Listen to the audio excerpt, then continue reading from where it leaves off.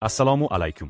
Bugun sizni qishloq sharoitida eng oson va kam xarajat biznes turlaridan ayrimlari bilan tanishtiraman. Birinchi. Dehqonchilik.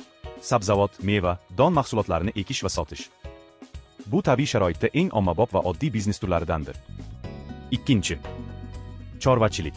Qoramol, qo'y, echki, parranda boqish. Mahalliy bozor uchun sut, go'sht va tuxum yetishtirib berish. Uchinchi.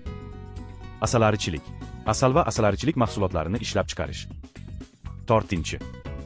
Uy sharoitida tayyorlanadigan mahsulotlar, qandolat, novvoychilik, quritilgan mevalar va sabzavotlar yetishtirish. Beshinchi.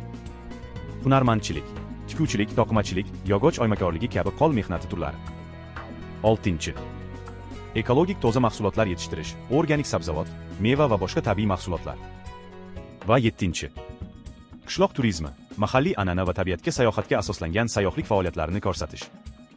Har bir biznes turi qishloq sharoitiga, moliyaviy imkoniyatlaringizga va bozor talablariga qarab tanlanishi kerak. Qaysi biznes turi haqida batafsil ma'lumot olishni xohlaysiz? Bu haqda kommentariyaga yozib qoldiring. Siz bilan birga biznes rejasini tuzib chiqamiz. Videoga like bosishni unutmang. Bu tekin.